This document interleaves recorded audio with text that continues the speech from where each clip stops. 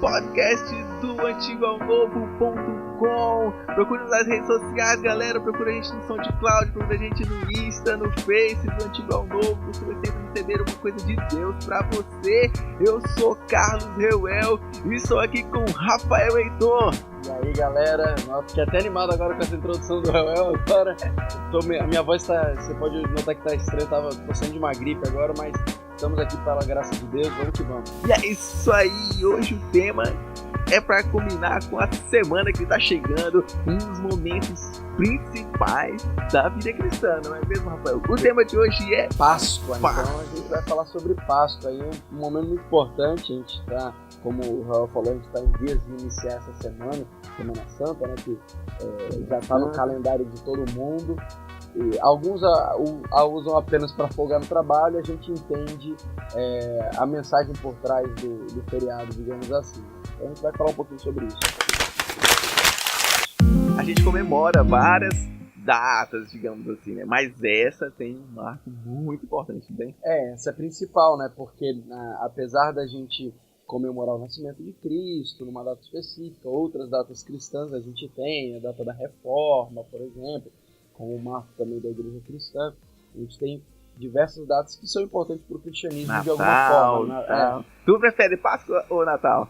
Não, eu prefiro a Páscoa, com certeza. Questão de importância. Em questão de importância e de relevância e de significado, né? Porque o nascimento ele é fundamental e importante, mas o plano redentor e a consumação dele, isso é o que nos marca e que faz com que a gente esteja aqui defendendo a nossa fé, né? Para começarmos logo entrando nesse tema, a Páscoa ela aparece na Bíblia no Antigo Testamento. Perfeito. Então antes a gente vai tentar entender como que a gente chega em Jesus, sendo que a Páscoa a gente vê, por exemplo, no Evangelho de João, em que Jesus ele passa por diversos momentos da vida dele, nos 3 anos mais ou menos de ministério dele, e acontecem diversas festas dentro do povo de Israel. Uma delas, que já acontecia frequentemente, era a Páscoa, né? Então a gente usa essa data, que é uma data que remete a um evento que acontece ao povo de Israel. Então ela é uma data anterior a Jesus, por mais que hoje os cristãos comemorem, e a gente vai entender hoje o porquê que chega até Jesus, né? Então, lá no Antigo Testamento estava acontecendo uma treta com os judeus, né? A gente já passou ali já chegou Moisés. Perfeito. E o Moisés está lá, deixa o meu povo ir. E não está deixando. Não foi nada fácil. Não. Começou o faraó, Deus deu muitas estratégias. Sim, perfeito. E aí, dentro dessas estratégias, tem essa passagem é tremenda, né? É tremenda, né? Exatamente, é a final, né? Eu acho que a gente entende tudo aquilo que vai acontecendo de Deus, de alguma forma, ridicularizando todos os deuses que haviam no Egito, no sentido de adotar essas estratégias, e a estratégia final é justamente a morte dos primogênitos, mas a gente pode também chamar, se a gente ver no outro prisma, a salvação dos primogênitos também, né? Porque havia a possibilidade de salvação, isso que é muito interessante. A Páscoa ali, naquele momento, ela já demonstrava, como se fosse uma espécie de figura de linguagem, que havia uma espécie de salvação para os primogênitos, desde que eles fizessem algo que foi especificado através de Moisés, mas passado pelo Senhor. Então ali a gente vê, por exemplo, que Deus fala com Moisés para que o povo de Israel, o povo que era escravo lá no Egito, pegasse um cordeiro de 1 ano, sem mácula, a gente sabe a história, e eles entrassem na casa deles, sacrificassem ele. Eles tinham que cozinhar ele lá, o cordeiro, comer todo ele. E interessante, eles já teriam que comer e já estar prontos para a saída. Então, era uma salvação que já estava sendo prefigurada ali na história da Páscoa, no sentido em que eles já deveriam comer, se alimentar, estando prontos para o caminho que eles teriam. Isso é muito interessante, essa ideia que a Páscoa dá. Então ali acontece a grande salvação, o anjo vai passando, e aqueles que têm o sangue do cordeiro no umbral, ele não entra e não mata. Então a gente pode falar que é a morte dos primogênitos, mas podemos falar também que é a salvação dos primogênitos acontecendo ali. E aí a gente tem toda essa preparação antes da partida, né? Eles não sabem, assim, Moisés sabe que uma hora Deus vai libertar o povo. Sim, perfeito. Mas, digamos assim, antes de realmente o faraó ter liberado, a gente tá se preparando, né? E isso é incrível, né? Porque eles já tinham que se vestir não só de roupa, mas de confiança de que aquilo aconteceria. Imagina o cara, não, ele já fez tanta coisa aí, não vai ser agora que o faraó vai liberar. De repente o cara só colocou a roupa só por medo, achando que se não colocasse a roupa algo poderia acontecer com ele. Mas é certo que isso prefigurava uma segurança que daria através do sacrifício, né? Aquele sacrifício do cordeiro que prefigurava também aquilo que a gente sabe na pessoa de Cristo. Eles realmente se preparam, ceiam, fazem o momento do ritual completo ali, do cordeiro, com todas aquelas coisas interessantes, né? Tinha comida, aí não podia sobrar, tinha que ser aquela comida, tinha que ser certinho, né? Exatamente, eram as ervas, né? O cordeiro e o pão, né? Então eles tinham que se preparar para isso, eram os alimentos corretos, eles precisavam juntar, quem não tinha condição, o outro tinha que ajudar, então essa ideia do espírito de comunidade também, tudo prefigurando algo. E é muito interessante que Deus ainda fala para Moisés, olha, façam isso sempre em memória, né? Para que o povo se lembre dessa grande salvação que eu estou fazendo no meio do povo. Então isso é muito importante, porque há um sentido de salvação. Mas há um aspecto muito interessante, que eles fazem isso e nunca mais fazem durante o Egito. E isso é explicado no texto, porque aquele povo, eles não eram circuncidados. Então, isso era uma marca que era exigida, né, que identificava aqueles que integravam essa aliança que foi feita com o nosso Deus, né, o Senhor. E à medida que isso aconteceu, na verdade, isso vai acontecer de novo lá na travessia do Jordão, para eles lembrarem, olha, a gente está prestes a entrar na nossa terra, lembremos-nos do que Deus nos fez lá na saída do Egito. Então, já com o povo circuncidado e marcando essa fase, isso acontece. Isso é muito interessante. A título de curiosidade, isso é um dos motivos que, por exemplo, na nossa ceia hoje, a gente use como pré-requisito o batismo nas águas. Então, a circuncisão está para o batismo, como a Páscoa está para a ceia, digamos assim, né? Então, esses aspectos eles se entrelaçam, porque na medida em que a gente está no Antigo Testamento, eles estão olhando para frente, na esperança e na promessa de que alguém viria e salvaria. O sacrifício perfeito deveria vir. Então, quando chega Jesus, isso é a consumação, é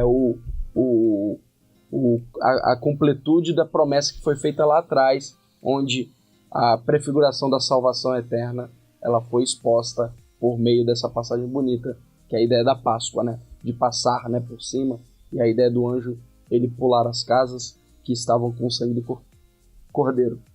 Então a gente, né, eles estavam lá muito tempo atrás, e aí de repente vem Jesus e cumpre, né? E a gente vê todos esses elementos se realizando nele. A salvação se realizou. O povo judeu tinha outros rituais que eles faziam que também lembra, né? Por exemplo, a época do templo, a gente tinha o sacrifício do cordeiro pelo pecado. Perfeito. Tudo prefigurando algo que viria a acontecer, né?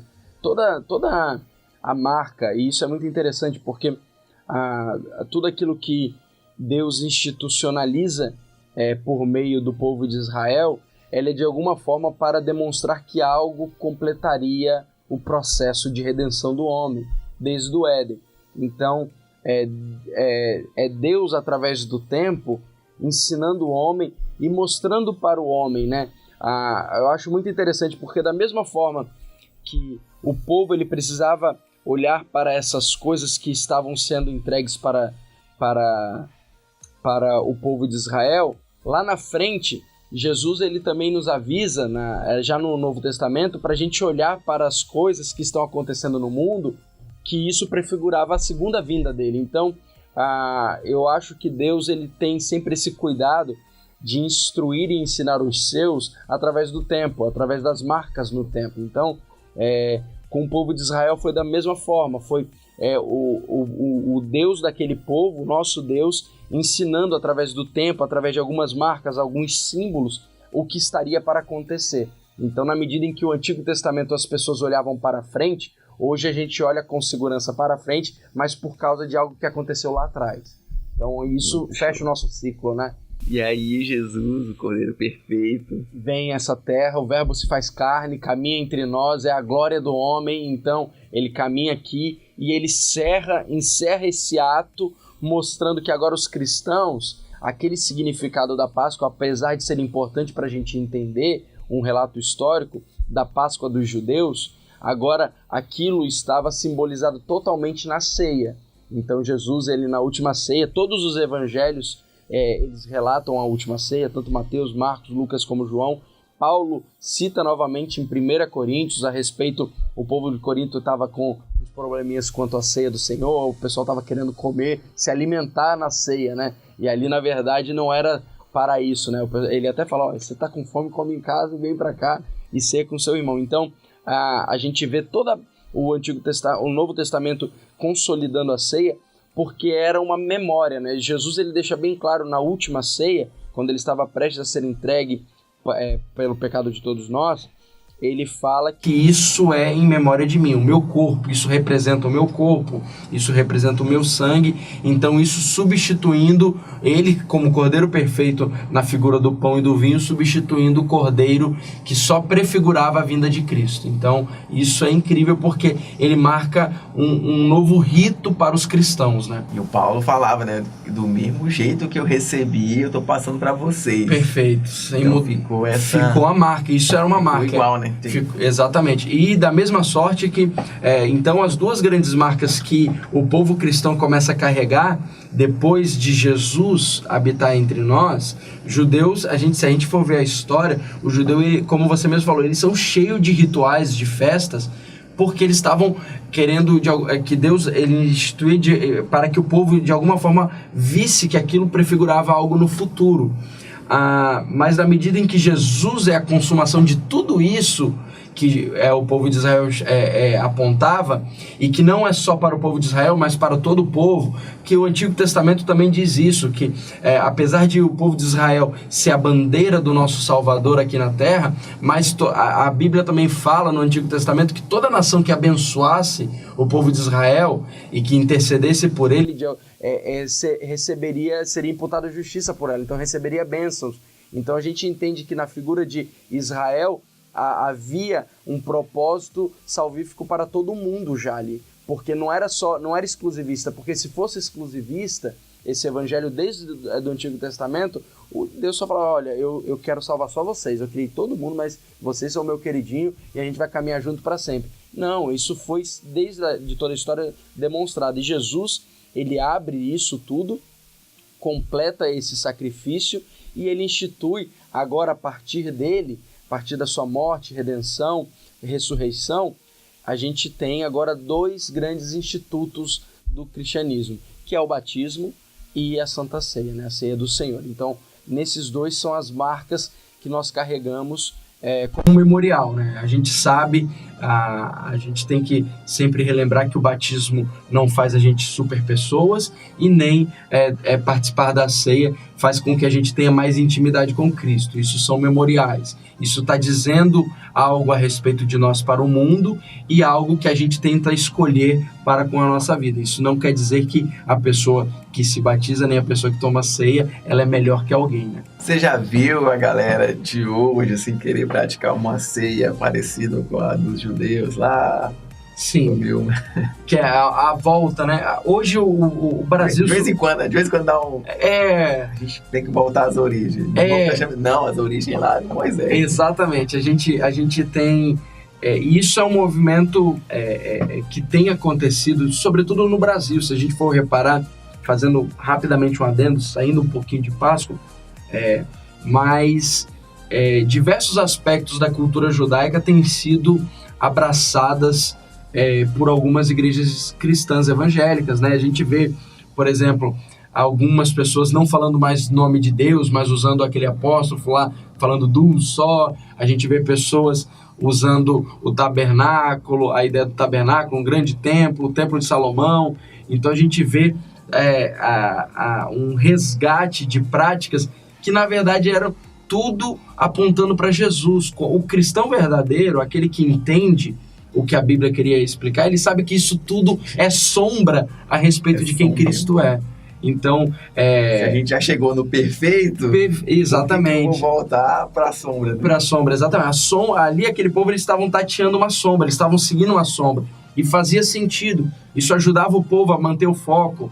As festas judaicas, os sacrifícios judaicos, mantinham o povo no foco, que era Jesus, que aconteceria lá na frente.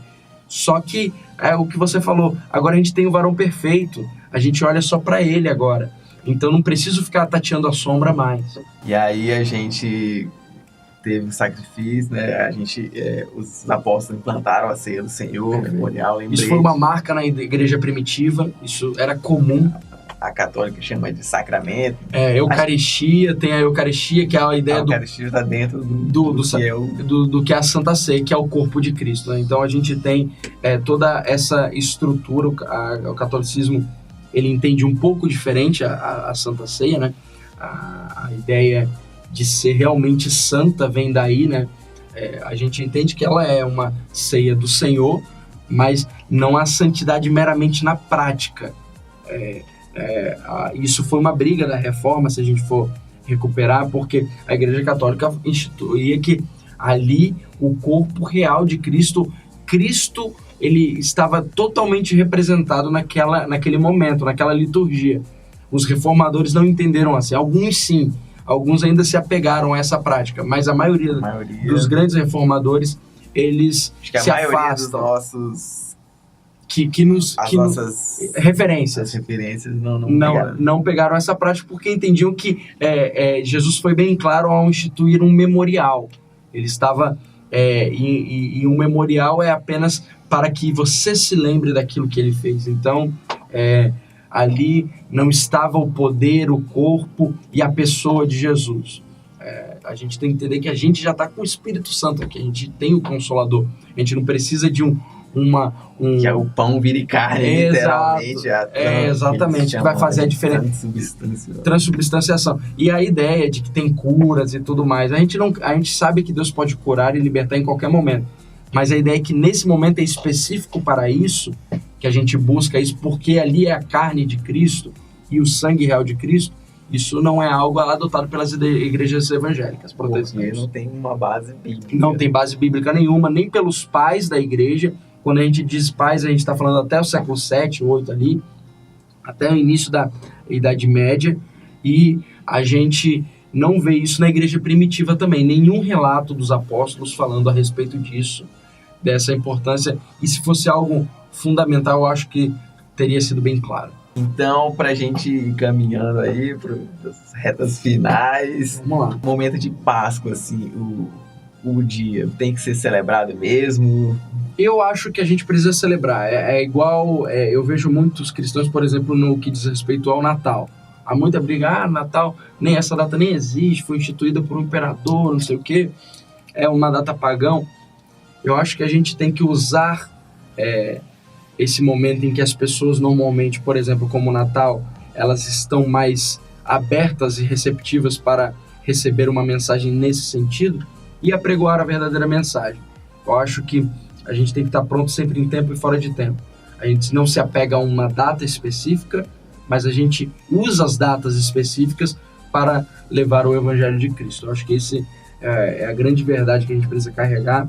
Eu acho que o cristão ele precisa lembrar da Páscoa, mas sabendo que toda vez que a gente está ceando na nossa igreja, todo mês, a gente está lembrando da Páscoa, a última ceia do nosso Senhor.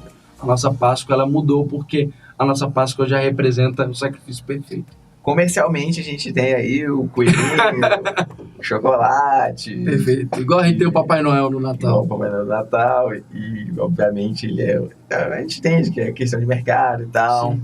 Mas você vê uma coisa de errado de usar essa parada para de repente uma pregação ali. Por exemplo, você dá um chocolate para um amigo e conseguir colocar a salvação no meio de... Se você conseguir colocar a salvação no meio disso, parabéns. Eu acho que não faz sentido em alguns casos, eu não estou falando de todos, de repente. Primeiro, se você for pensar no lado financeiro, aqui não faz mesmo. Os ovos são muito caros. Mas se você for pensar... Tá caro evangelizar desse jeito. Tá caro. Eu acho que você consegue uma maneira um pouco mais barata de evangelizar, usando só o momento. Eu acho que algumas estratégias são válidas, a gente está aqui brincando, mas tem algumas estratégias que podem ser válidas, mas não deixe se levar por isso. Eu acho que há sempre um cuidado que você tem que ter quanto a qualquer artifício que você queira usar. Porque senão a gente abre mão para que tudo que está aí a gente possa usar para pregar Cristo. Eu acho que tem coisas que a gente tem que levar a mensagem que é inclusive de oposição àquilo que a gente quer usar. Então, o coelho, a gente sabe que ele é representação da fertilidade, que tem a ver com uma deusa e pagã e tudo mais. Então, o que a gente puder mostrar o verdadeiro significado e tirar essas sombras que vão sendo colocadas para fazer com que as pessoas não enxerguem, a gente é luz, a gente tem que trazer o verdadeiro significado. Eu acho que você pode usar, eu já vi, por exemplo, peças em igreja em que usa a figura do coelho, do ovo da Páscoa, mas para demonstrar que o verdadeiro significado no final é Jesus Cristo como sendo a nossa ressurreição e vida, né? Essas peças aí, o coelho sempre vira um vilão. Sempre vira um vilão. Tem que morrer. Não, quem morreu foi Jesus. Isso é o significado da Páscoa, que foi o sacrifício perfeito que Deus entregou. Afinal, ele tinha que morrer, não é mesmo? Precisava. Não tinha outro jeito. Não tinha outro caminho. Esse foi o caminho.